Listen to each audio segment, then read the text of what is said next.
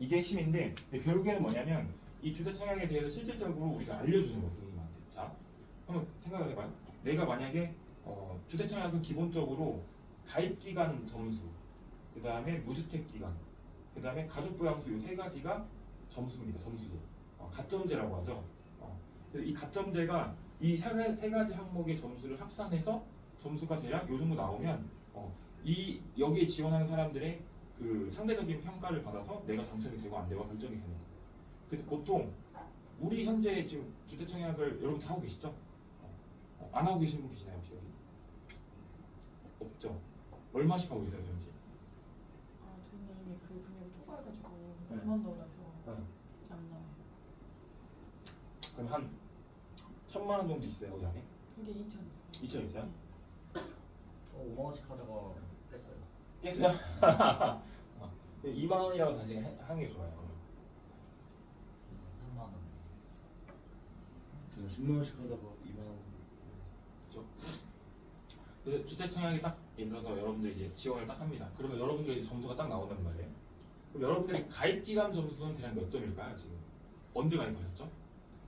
왠지 10년 정도? 10년? 네. 10년이면은 딱 10점이네요. 음. 1년에 1점입니다. 가입 기간 점수는. 그리고 그 다음 무주택 기간 점수는 몇 점일까요? 무주택 기간 점수 몇 점 나올까요? 가족 그 가입 기간 점수는 10점. 그 다음에 무주택 기간은 빵점입니다. 왜 그럴까요? 무주택 기간은 30세 이후부터 인정이 돼요. 대신에 30살 이전에 결혼하신 부부, 그 결혼한 사람들 같은 경우는 결혼한 시점부터 인정이 됩니다. 20살이어도. 그래서 내가 무주택 기간이 빵점이야. 근데 가입 기간 점은 10점이야. 그 다음에 가족 부양수 계세요? 저 본인이 부양하고 계시는 분 가족 중에 계세요? 뭐요? 본인이 부양하고 있는 혹시 가족분이 아니, 없으시죠? 네. 그럼 몇 점이에요 또? 0점. 10점이에요. 그래서 보통 주택 청약은 당첨되는 점수대가 몇 최소 40점에서 많게는 60점 정도 돼야지 당첨이 실제로 됩니다. 무슨 말인지 되시죠? 자, 그래서 사람들이 결혼을 일찍 하면 뭐가 되는 거야? 주택 청약 당첨되기가 쉬운 겁니다. 그래서 제일 좋은 조건은 결혼해서 아이가 한 명이 있을 때 청약에 당첨되는 게 제일 가장 그림이에요. 그럼 그때 나이가 몇 살일까요? 생각을 해보자면 그때 나이가 적어도 30 후반 30 후반? 그쵸? 빨라. 적어도 전 30 후반이 될 것 같아요. 현실적으로 우리가 어느 정도의 시드머니가 생기고 안정적인 가정적인 부분 환경을 마련하면서 동시에 청약이 당첨되는 시기가 제가 볼 때 30 후반이 되지 않을까 싶어요. 제 개인적인 생각에는.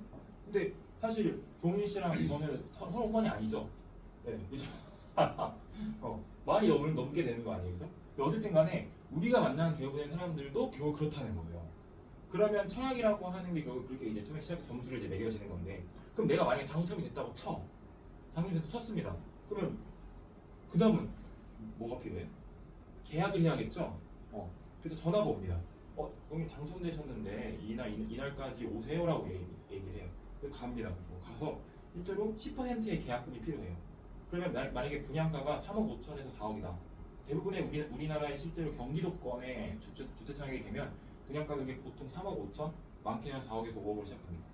그러면 만약에 4억짜리 아파트라고 가정했을 때 분양가가 10%인 4천만 원의 돈이 필요한 거죠. 그러면 내가 돈을 모으는 이유도 뭘 하기 위해서?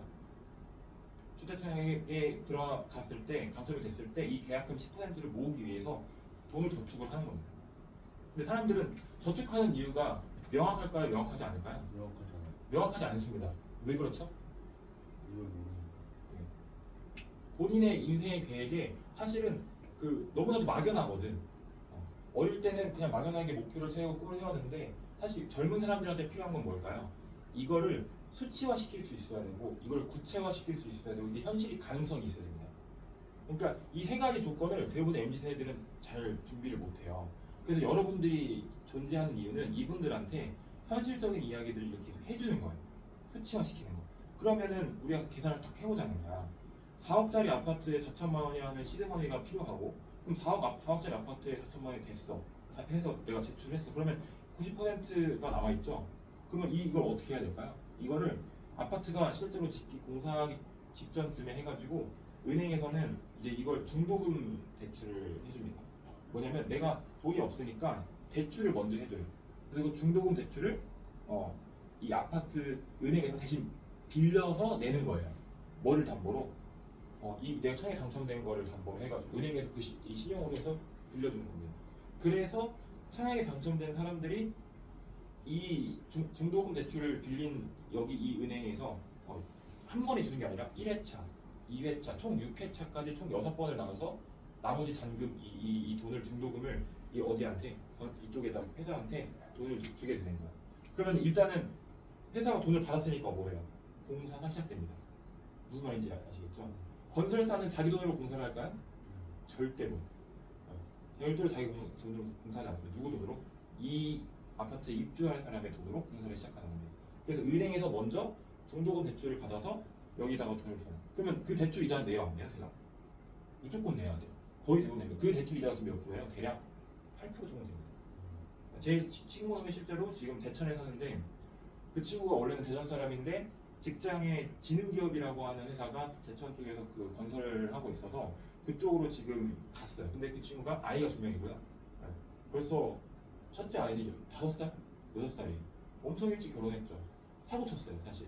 근데 그 친구가 저랑 똑같은 ROT 출신인데 장교 전역을 하자마자 결혼을 한 케이스예요, 사실.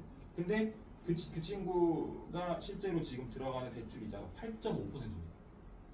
청약에 당첨이 됐는데 8.5%. 그래서 걔가 지금 대출을 한 게 얼마냐면 2억 5천입니다. 2억 5천에 8.5%면 얼마를 내야 돼요? 10%일 때 연 2,500이고요. 대략 8%면 대략 한 2,200 정도, 2천만 원 정도 내는 거예요. 대략 2,100만 원, 200만 원. 그럼 우리가 1년에 2,200만 원이라고 계산을 해놓고 한 달이면 얼마일까요?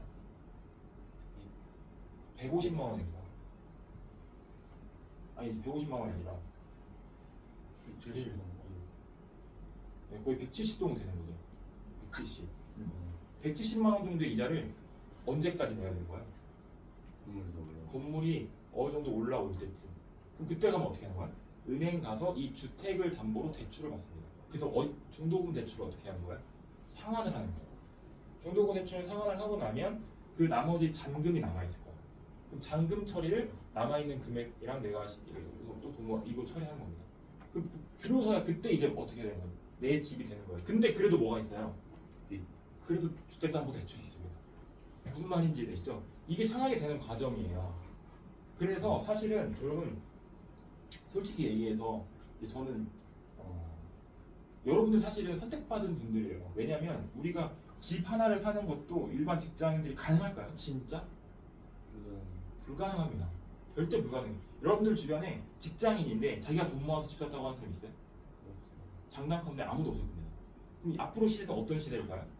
본인이 실제로 일해서 번 돈보다 부모로부터 받은 자산으로 인해서 부자가 되는 사람들이 더 많아질 거예요. 무슨 말인지 되시죠? 이게 현실이란 말이야. 그러니까 이 현실에 대해서 고객님들한테 전달을 하면 고객은 내가 부모님은 물어보는 거야. 고객님한테. 고객님 그러면 고객님께서